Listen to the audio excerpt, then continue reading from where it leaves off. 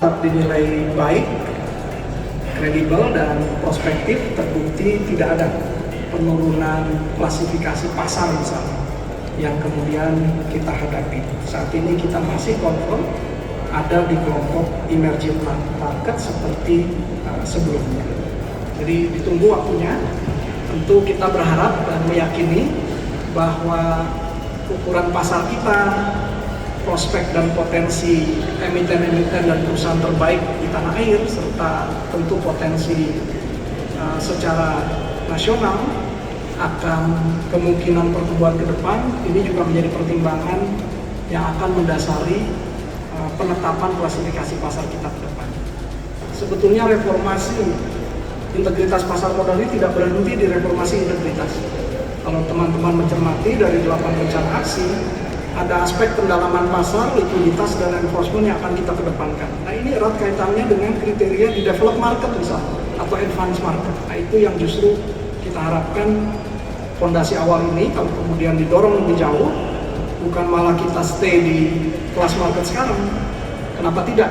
Pada saatnya tentu bersama dengan seluruh pelaku kita akan dorong sama-sama agenda-agenda untuk mendorong peningkatan klasifikasi pasar kita ke depan.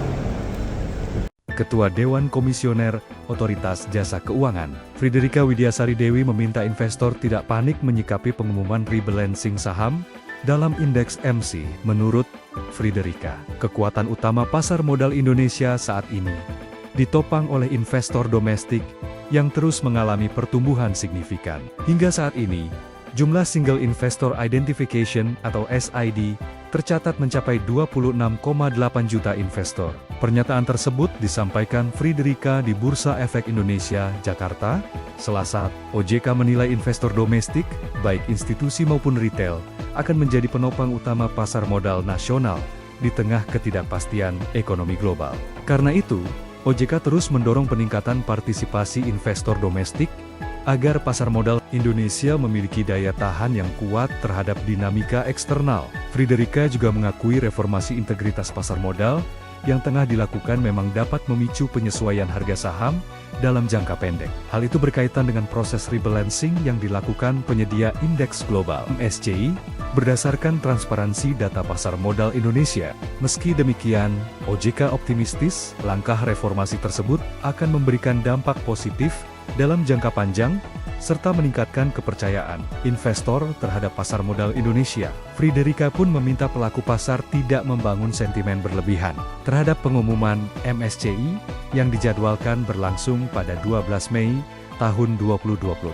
Menurutnya, perbaikan fundamental dan reformasi pasar modal yang dilakukan saat ini merupakan langkah penting untuk memperkuat kredibilitas dan integritas pasar modal Indonesia ke depan.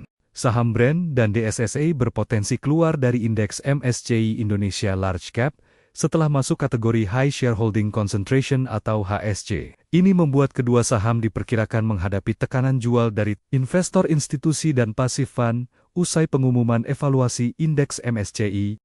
Saham Brand dan DSSA berpotensi keluar dari indeks MSCI Indonesia Large Cap setelah masuk kategori High Shareholding Concentration atau HSC. Ini membuat kedua saham diperkirakan menghadapi tekanan jual dari investor institusi dan passive fund usai pengumuman evaluasi indeks MSCI.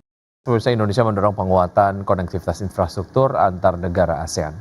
Ya, di mana kawasan Asia Tenggara diprediksi akan menjadi pusat perekonomian baru global yang menjadi banyak incaran investor dunia. Presiden Prabowo Subianto menekankan pentingnya penguatan konektivitas infrastruktur di berbagai bidang, termasuk pemerataan akses di wilayah terluar bagi negara-negara anggota ASEAN. Indonesia menekankan bahwa pembangunan infrastruktur yang terkoneksi antar negara akan memberikan dampak nyata bagi masyarakat di wilayah tertinggal, terdepan, dan terluar atau 3T, negara-negara Asia Tenggara. Untuk itu, Menteri Luar Negeri Sugiono menegaskan kerjasama subregional harus juga mengutamakan konektivitas antar negara dan juga harus mampu menghadirkan akses infrastruktur yang merata dan terjangkau bagi seluruh masyarakat ASEAN. Indonesia sendiri berkomitmen untuk terus memperkuat sinergi dan konektivitas pembangunan infrastruktur lintas kawasan. Ada beberapa deliverable terkait dengan hal itu, diantaranya ASEAN Petroleum Security Agreement yang disepakati, kemudian juga after ASEAN Plus 3 Emergency Rice Security yang kemudian menjadi deliverable dari pertemuan. Ya, Bank Indonesia melaporkan posisi cadangan devisa Indonesia pada akhir April 2026 sebesar 146,2 miliar US dollar. Ya, posisi cadangan devisa pada akhir April 2026 setara dengan pembiayaan 5,8 bulan impor dan pembayaran utang luar negeri pemerintah. Bank Indonesia melaporkan posisi cadangan devisa Indonesia pada akhir April 2026 sebesar 146,2 miliar US dollar. Angka tersebut menurun dibandingkan posisi akhir Maret 2026 yang tercatat sebesar 148,2 miliar US dollar. Adapun posisi cadangan devisa pada akhir April 2026 setara dengan pembiayaan 5,8 bulan impor atau 5,6 bulan impor dan pembayaran utang luar negeri pemerintah. Angka tersebut juga jauh di atas standar kecukupan internasional yang berada di kisaran 3 bulan impor. Dalam keterangannya, Direktur Departemen Komunikasi Ramdan Denny Prakoso mengungkapkan, perkembangan tersebut dipengaruhi oleh penerimaan pajak dan jasa serta penerbitan global bond pemerintah. Di tengah kebutuhan pembayaran utang luar negeri pemerintah dan pelaksanaan kebijakan stabilisasi nilai tukar rupiah. BI menilai level cadangan devisa tersebut mendukung ketahanan ekspor eksternal sekaligus menjaga stabilitas makroekonomi dan sistem keuangan nasional. Kedepan, BI meyakini ketahanan sektor eksternal Indonesia tetap terjaga. Optimisme tersebut didukung oleh posisi cadangan devisa yang memadai serta potensi aliran masuk modal asing yang tetap positif. Hal itu sejalan dengan persepsi investor terhadap prospek perekonomian Indonesia dan imbal hasil investasi domestik yang masih menarik. Jakarta, Tim Liputan IDX Channel. Berikutnya pemirsa, Kementerian Keuangan mencatatkan posisi utang mencapai 9.920,42 triliun rupiah per 31 Maret 2026. Ya, rasio utang terhadap produk domestik bruto berada di level 40,75%.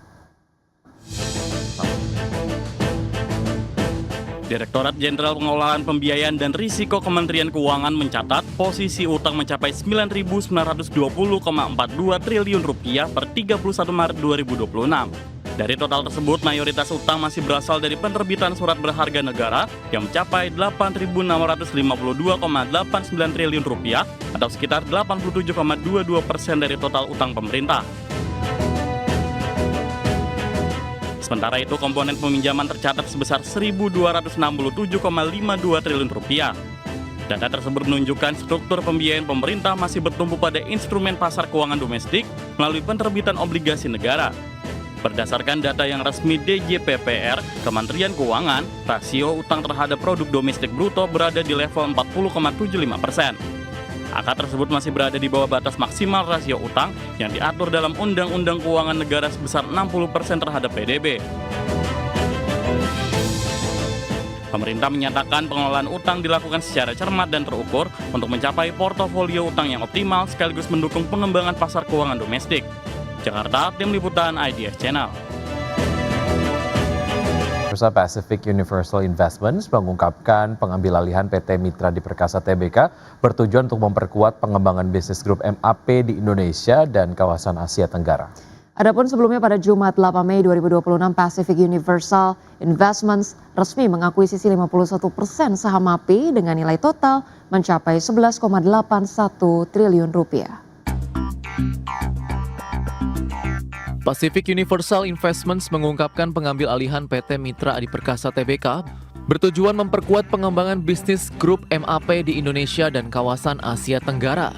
Direktur Pacific Universal Investments mengatakan langkah akuisisi Mitra Adiperkasa dilakukan untuk mendukung ekspansi dan pertumbuhan jangka panjang perseroan sebagai salah satu pemain retail terbesar di kawasan.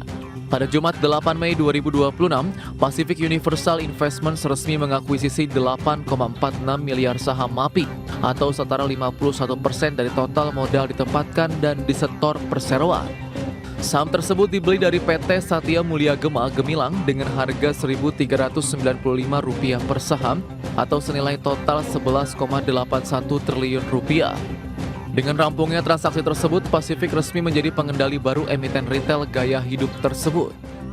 Pacific bersama afiliasi CFC Capital Partners juga akan menunjuk Samudra Investment dan Ocean Continuum untuk melaksanakan penawaran tender wajib atas saham publik MAPI.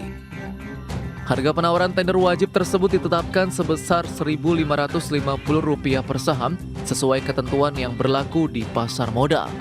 Aksi pergantian pemegang saham pengendali MAPI terjadi di tengah kinerja mentereng grup MAP.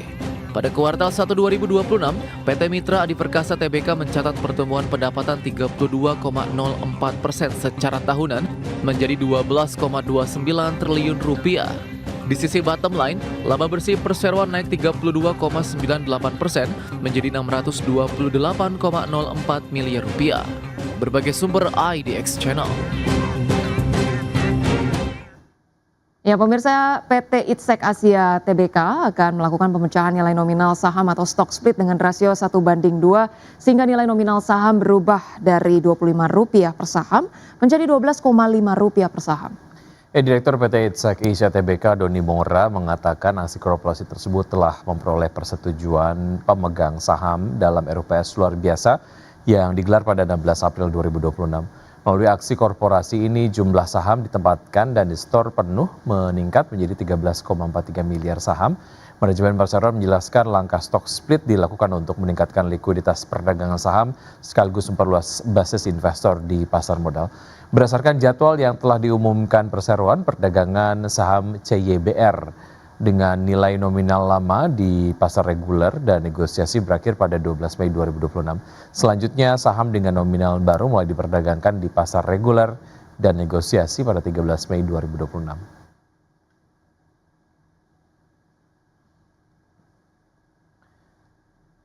PT Panca Budi Idaman Tbk memutuskan membagikan dividen tunai sebesar Rp397,5 miliar dari laba bersih tahun buku 2025. Ya, meski kinerja laba dan penjualan mengalami penurunan, Perseroan tetap optimistis menatap tahun 2026 dengan target pertumbuhan pendapatan dan profitabilitas yang lebih baik. PT Panca Budi Idaman Tbk atau PBID menyetujui pembagian dividen tunai sebesar Rp397,5 miliar atau setara Rp53 per saham dari laba bersih tahun buku 2025. Keputusan ini disahkan dalam Rapat Umum Pemegang Saham Tahunan atau RUPST. Dari total laba bersih sebesar Rp400,58 miliar, sebesar Rp3 miliar dialokasikan sebagai cadangan, sedangkan sisanya dibukukan sebagai laba ditahan. Sepanjang tahun 2025, PBID mencatatkan penurunan laba bersih sebesar 17,4% secara tahunan menjadi Rp400,58 miliar. Sementara penjualan turun tipis menjadi Rp5,19 triliun. Penjualan masih ditopang oleh segmen kemasan plastik senilai Rp3,44 triliun, disusul penjualan biji plastik dan segmen lainnya. Pasar domestik tetap menjadi penopang utama pendapatan perseroan. Direktur Utama PBID Vicky Taslim menyebut penurunan kinerja dipengaruhi tren penurunan harga biji plastik sepanjang tahun 2025. Meski demikian, Perseroan tetap optimistis terhadap prospek bisnis tahun ini. PBID menargetkan pertumbuhan pendapatan usaha sebesar 10% pada 2026 dengan target net profit margin di kisaran 8 hingga 10% serta debt to equity ratio atau DER sebesar 15 hingga 20%. Berbagai sumber IDX Channel.